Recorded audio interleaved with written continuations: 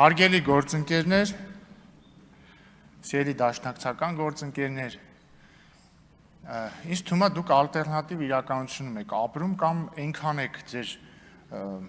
կներեք արտահայտությանս համար երեսպաշտության մեջ խորացել, որ չեք հասկանում, էլի ինչա կատարվում։ Պարոն Խաչատրյանը եկել ասում է, ով ասում է Արցախ կամ խոսում է գերիների վերադարձի անհրաժեշտության մասին, ենթարկվում է բռնաճնշումների կամ քրեական գործ է հարուցվում կամ բռնում են, չեմ հիշում կոնկրետ որ ձևակերպես, բայց միտքի հետ էր, որ ասում է Արցախ կամ ասում է գերիները պետք է վերադառնան, իրան բռնում են։ Նախ պարոն Խաչատրյան, ձեզ ինչ չեն բռնել այդ դեպքում։ Կամ ձեր խմբակցության բոլոր անդամներին ինչ չեն բռնել։ Կամ ուժեղ հերթի մեջ չեք։ Մի վարքյան։ Մի խոսեք տեղից։ Հաջորդը դուք հասկանում եք ինչ վատ բան եք անում։ Բայց կարող չեք հասկանում, ես փորձեմ բացատրեմ, էլի իմ տեսանկյունից ինչ եք դուք շատ վատ բան անում։ Եթե խոսքը Քոչարյանի մասին է, իրան, չգիտեմ արդեն կալանավորեցին, չկալանավորեցին։ Իրա դեմ քրեական գործով ինքը ասում է, ոչ թե որովհետև ինքը ասում է Արցախ, այլ որովհետև ըստ մեղադրանքի օրինակ մի հատ տարածք է 2 հեկտար առել 40 միլիոն դրամով, փոխանակել է 1 արել պետական տարածքի հետ, էլի 2 հեկտար, ծախել է 1.740 միլիոն դրամով։ Ոչ թե որտեվ ասել է Արցախ, հասկանում եք։ Ոչ թե որտեվ ասել է գերիները պետքա վերադառնան։ Տեսեք, նա ես ասում եմ, մեր գերիները պետքա վերադառնան։ Զգում եք, չէ՞ որ ածն չեկավ իմ հետևից։ Գիտեք ինչի չեկավ։ Որտեվ ես չեմ առել տարածք 40 միլիոն դրամով, որ հետո փոխանակել եմ պետական այլ նույն չափի տարածքի հետ եւ վաճառել 1.740 միլիոն դրամով։ Կամ որտեվ իմ 2-ամյա որդին միլիոնատեր չի հիմա։ Գուցե դրա համար ածն իմ հետևից չի գալիս, այլ ոչ նրա համար, որ ես չէի ասում գերիները պետքա վերադառնան։ Դիտեք միշտ ասել եմ, կամ այդ ինչ բան է, անդամ գալիս եք ասում եք, ով որ խոսում է գերիների վերադարձի մասին, սենց, մենք ենք ամեն օր խոսում։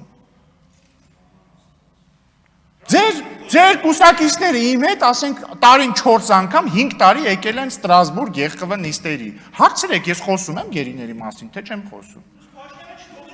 Պարոն Խաչատրյան, ձեզ նախազգուշացում է։ Պարոն Խաչատրյանը տեղից ասում է, Փաշինյանը չթողեց, որ Թրամփը գերիներից խոսա։ Դուք հասկանում եք, ես լուրջ եմ ասում, ես պարոն Խաչատրյան, լրություն։ Ես լուրջ եմ ասում, ես պարոն Խաչատրյանին ճանաչում եմ եւ անձնապես լավ եմ վերաբերվում։ Ես հրաժարվում եմ հավատալ, որ ինքը իրոք տենց չի մտածում։ Ես վստահ եմ, որ տենց ասում է, ուրեմն ինքը իրոք մտածում է, որ Թրամփը ուզում էր ասել բերեն գերիներին, Փաշինյանը ասեց չէ, հանկարծ չբերեք մեր գերիներին։ Ու սա ես չգիտեմ ինչ է, ես լուրջ եմ ասում, իրոք մի օր ինձ հրավիրեք դաշնակցության գրասենյակ, ես պետքա ձեր հետ զրույցներ վարեմ, սենց չի լինի։ Դուք կտրվել եք իրականության զգացումից, դուք այնքան եք ձեր մեջ ռադիկալազացել, որ հասկանում եք պարոն Խաչատրյանը, հասուն մարդ, նախկին նախարար մարզպետ, հավատում է, որ վարչապետ Փաշինյանը Թրամփին ասել է խնդրում եմ, Mr. President, հանկարծ գերիներից չխոսաք։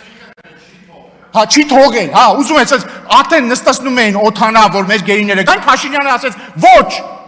ու ինչի ասեց, որ դուք տարին, ասենք, բան, 300 օր գաքստեղից իրան մեղադրեք, որ գերիները հետ չեն գալիս, հասկանում եք, ասացի աբսուրդ է, բայց կրկնում եմ, սիրելի բարեկամներ, ովքեր որ ունեն բարեկամներ, որոնք քրեական հետապնդման են ենթարկվում, կամ կալանավորված են, կամ տնային կալանքի տակ են, հանգիստ շարունակեք խոսել գերիների վերադարձի համար, դրա համար չի, որ ձեզ քրեական հետապնդման են ենթարկում, այլ ենթարկում են քրեական հետապնդման, որովհետև դուք կամ ձեր բարեկամները ենթադրաբար քրեական հանցագործություն են իրագործել, դրա համար էլ գալիս է պատիժը կամ ժողովրդի վրեժը, ինչպես ես անվանում եմ արդարադատություն։ Բայց մեծագույն երեսպաշտություն է դա, հասկանում եք, գրկել քո ենթադրյալ ապօրինից հետ բերված 200 միլիոնը ու ասել, գիտեք ինչ կա, ինձ հետապնդում են, որովհետև ես ասեցի Արցախ։ Այ քեզի բան։ Այսինքն դուք ձեր հույսը ինչի վրա եք դրել, որ երիտասարդները, ասենք 18 տարեկան, որ ծնվել են Քոչարյանի նախագահությունից հետո պետք է իրանք դա չիմանան։ Հիասթափեցնեմ ձեզ, իրանք իրանք ծնողներին ունեն, տատիկ-բաբիկներին ունեն, բոլորը ամեն ինչ տեսնում են ու կրկնում եմ, կա բան, որը ակնհայտ է, էլի մարդիկ տեսնում են, ասենք Քոչարյանը նախագահ էր, ավարտեց իր նախագահությունը, մի 100 հատ բիզնես ուներ արդեն, գույք հեկտարներով, որոնք 40 միլիոնով առնում է, 1.740 ծախում է։ Ու նայում են մեզ տեսնում են մենք ինչա մեր հետ կատարվում։ Օրինակ վարչապետ Փաշինյանը քանի բիզնես ունի, 0։ Հետո կիմանաք, որևէ խնդիր չկա։ Ինչ վերաբերվում է հայ առաքելական եկեղեցուն, Ժորժ ջան, եկեք բոլոր փաստարկները հələ մի կողմ թողնենք, աստվածաբանական, դոգմատիկ, քաղաքական, բոլոր փաստարկները թողնենք մի կողմ։ Համաձայն ենք, չէ՞, բոլորս,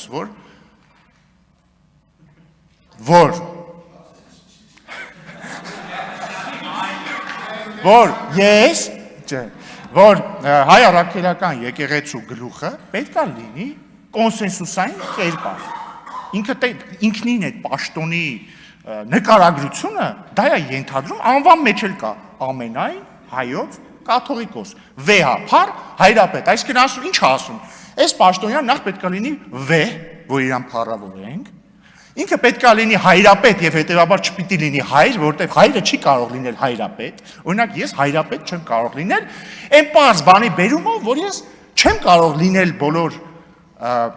բոլորի հայրապետը, որտեղ ես հայր եմ, ես իմ որդու հայրն եմ, ես վերջ չեմ կարող լինել հայրապետ, խնդրում եմ ինձ երբևէ հայրապետ չանվանել, եւ ամենայն հայոց կաթողիկոս, ամենայն հայոց, բոլոր հայերի, հիմա Ժորժ ջան, այդ մարդը, որի անունը չի կարելի տալ, այնց իրավիճակ է ստեղծել իր գործողություններով, որ իրան մի կերպ անվանես, մի մասնա սենց անում, մյուս կերպ անվանես, մյուս մասնա սենց անում, հասկանում ինքը դարձել է պարակտման խորհրդանիշ։ Եվ նույնիսկ եթե դուք իրան շատ եք սիրում, որտեղ ինքը ձեր կաթողիկոսն է։ Ոչ, ձեր, հենց այդ է պրոբլեմը,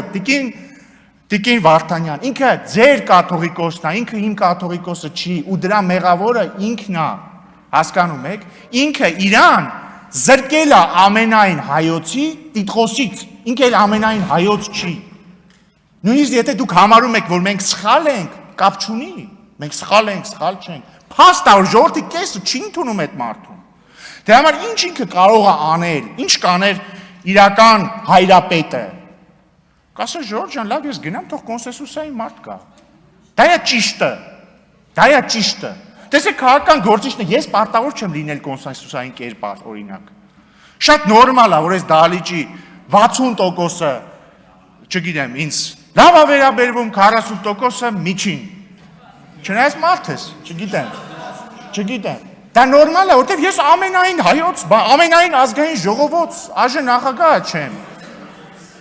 Բայց այն մարդը պետք է կոնսենսուսային լինի ու հերիք ասենք լավ,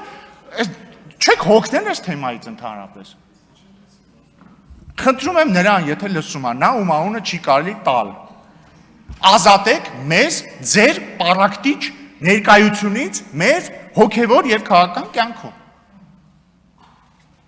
Ինձ ընդհանրապես պետք չի, որ հաջորդ կաթողիկոսը լինի իշխանամետ, լինի ԿՊ-ական, պետք չի։ Թող լինի մարդ, ում բոլորը կընդունեն ամենայն հայոց։ Ու մարդ, որը չունի զավակ։ Կամ թող հիմա կանոնները փոխեն, պաշտոնապես ամրագրեն, որ կուսակրոնությունը հանում են, թող ունենա զավակ, ես ոչ մի խնդիր չունեմ։ Բայց եկեք այս երեսպաշտությունն ավարտենք։ Մեկ էլ թրիփի հետ կապված պարոն Խաչատրյան։ Ասում եք, թրիփի իրագործումը չի ապահովում Հայաստանի ապաշրջափակումը։ Տեսեք, մի տարի առաջ, օգոստոսի 8-ին, երբ որ ստորագրվեց խաղաղության հռչակագիրը, բոլորը ասում են, այս ինչ է, բոլոր ընդդիմադիրները, էլի։ Ասում են, այս ինչ է, Հայաստանը իրանց ճանապարհ տալու փոխարենը ոչինչ չի ստանալու։ Նախ, եթե դուք ուշադիր կարդաք, ինչա գրած, թրիփի իրագործումը ընդհանուր տարածաշրջանային ապաշրջափակման բաղադրիչ է։ Թրիփը դրա մաս է։ Եվ պայմանավորվածությունը հետևյալն է, բացվում է եւ թրիփը, եւ մնացածը։ Օրինակ, երասխ, սադարակ, երկաթգիծը։ Եվ դա նշանակում է, որ մեր երկաթգծային կապը ոնց որ մեր երկաթգծային ոնց որ մեր տարածքն է երկաթգծի համար բացվում Ադրբեջանի համար եւ ոչ միայն երկաթգծի։ Այնպես է իրանցը մեր համար։ Եվ բացի դրանից իրադարձությունները զարգացան այնպես,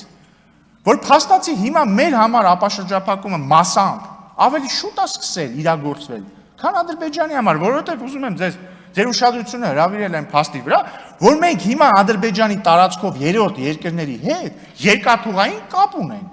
Իդեպ, ուզում եմ նաև այն մեկ այլ բանի վրա ուշադրության